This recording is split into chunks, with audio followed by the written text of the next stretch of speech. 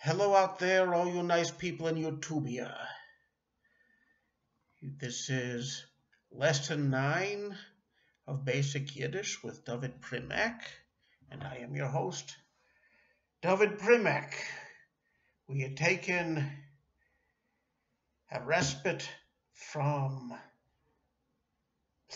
plurals, of which there is a lot to say, to introduce you to the future tense and to pluperfect, both past and future, in our previous lesson. So now we're going to return to plurals and let it lead into something else as well.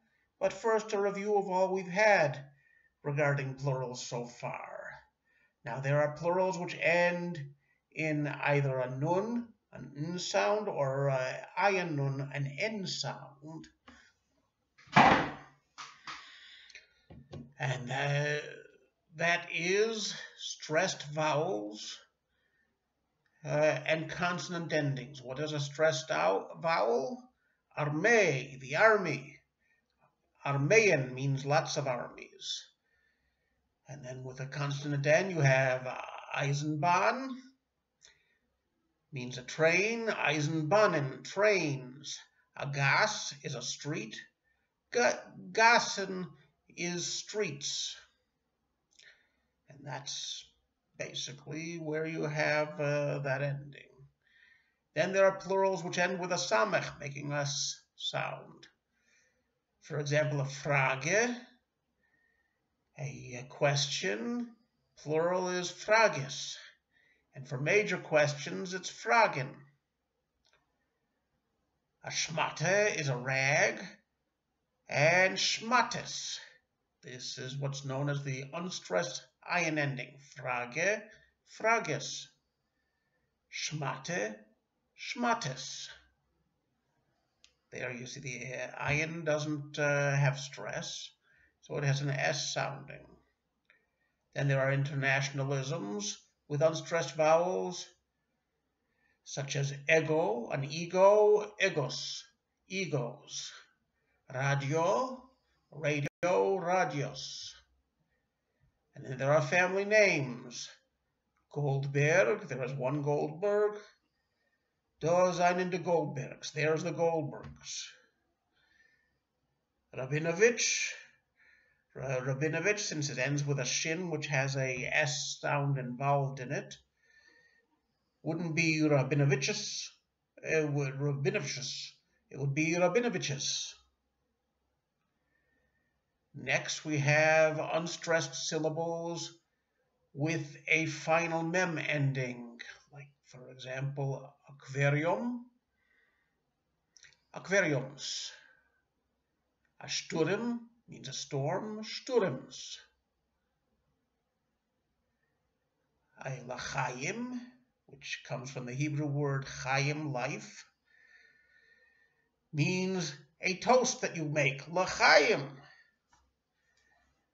And the plural of that is L'chaims, because it's already plural, being an inherently plural word in Hebrew.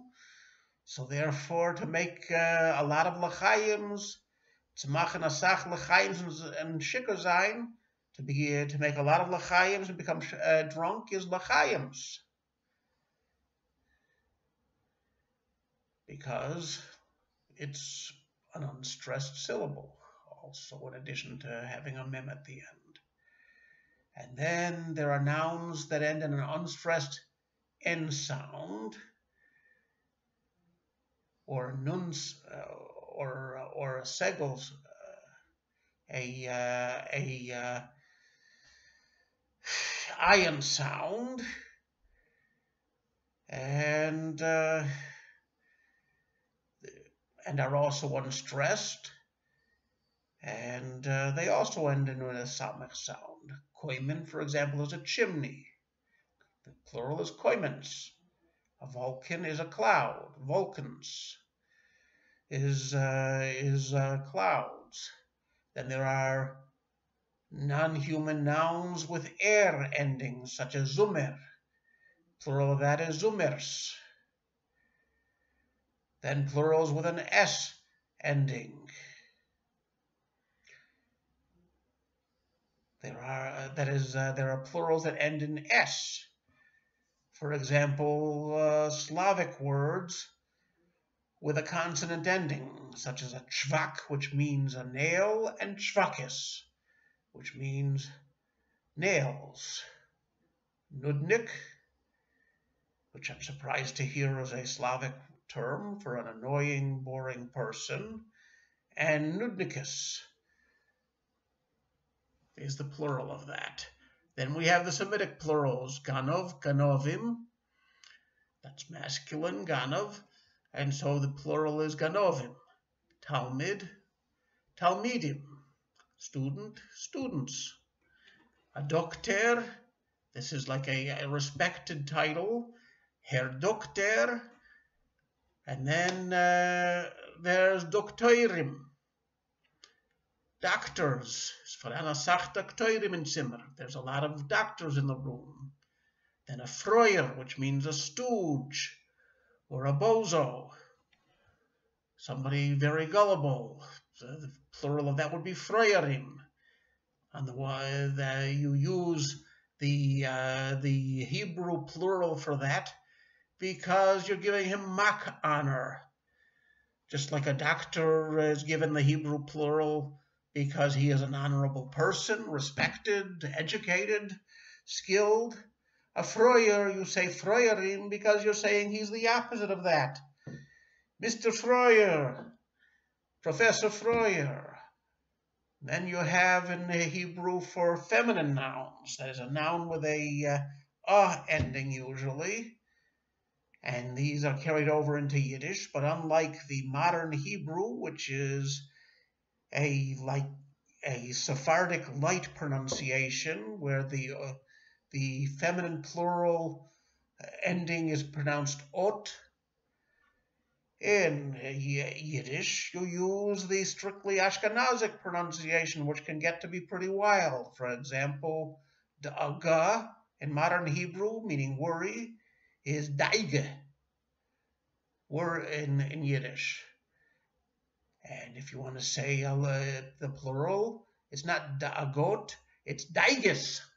I have a lot of worries. Likewise, family, mishpacha, is not mishpachot, but mishpucha and mishpoches. Stress is different, and of course the Ashkenazic pronunciation is different. Now we get to the subject of today's lesson after that review. Now there are nouns which end in ach or ech, depending on your dialect. And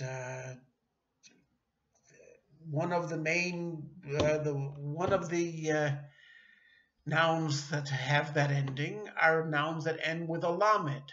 A schlüssel, for example, is a key. So in the plural, it's schlüsslach or schlüsslich.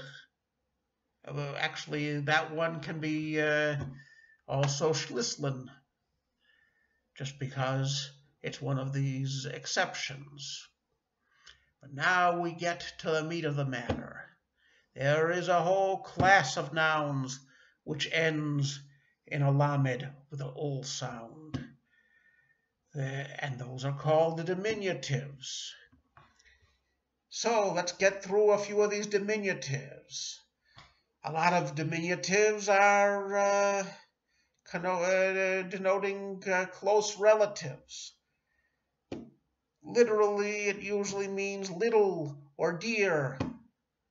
So, for example, a grandson is an einikel, and the plural is einiklach, or einiklech, if you speak a different dialect than I learned.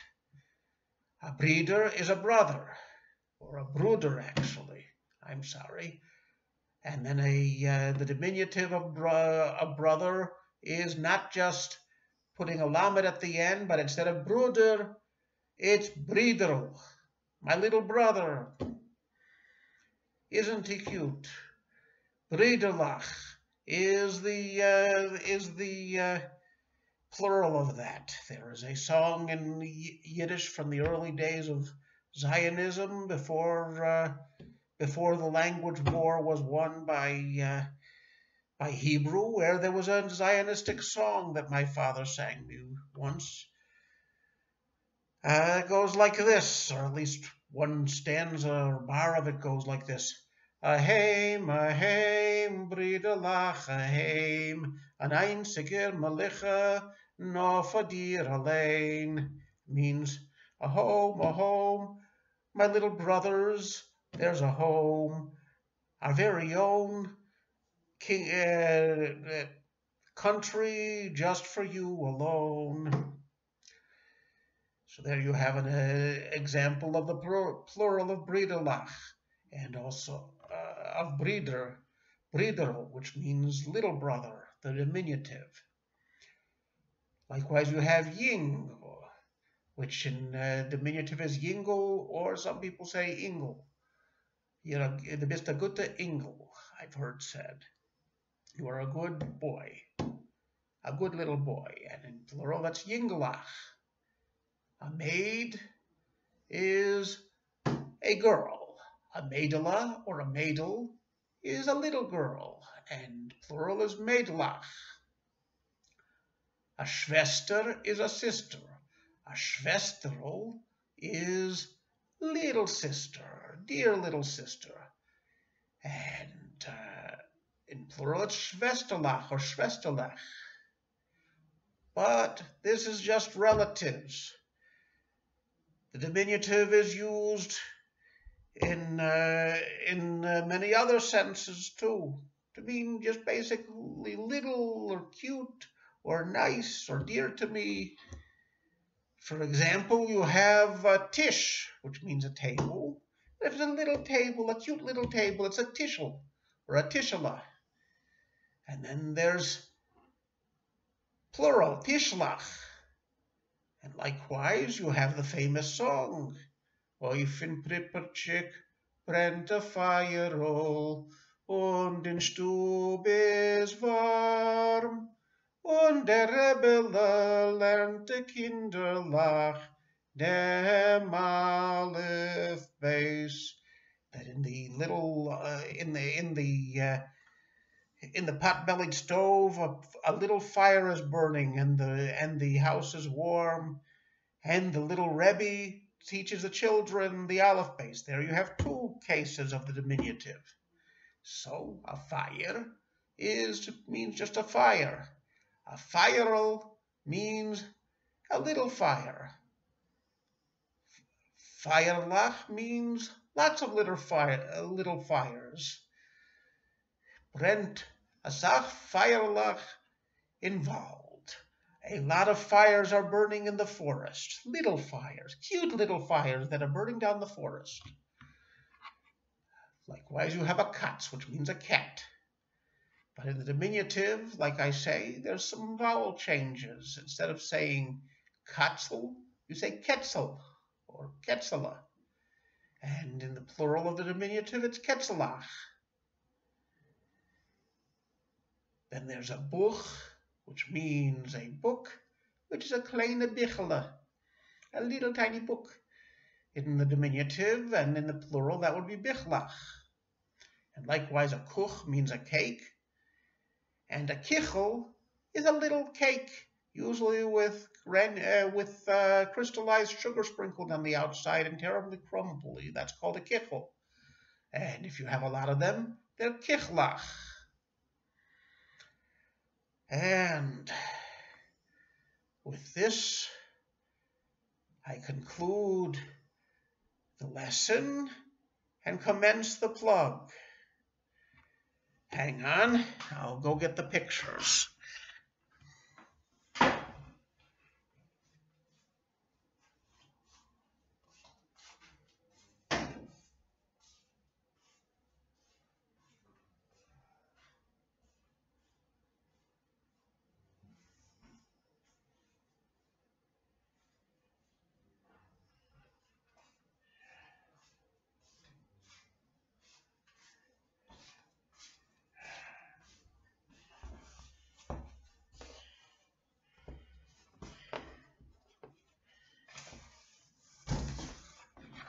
Here once again we have a picture of the Lubavitcher Rebbe, which I can order you a print on any surface, in any size, in high quality or basic paper, or even on canvas or coffee mugs. Any way you want it, a t-shirt maybe, I can get it for you. To order, contact me by email, which will be provided below. Here's a smaller one for an example of lesser quality of paper. This is still better than average paper. As you see, it holds up very nicely. This is higher quality paper. I'll show you next time what it looks like full-sized on canvas, but I'm really tired and I can't do it tonight. Thank you for listening, and I hope you order one of these beautiful paintings soon. This is David Primack saying good night to everyone in Utopia, and God bless you all. Thank you.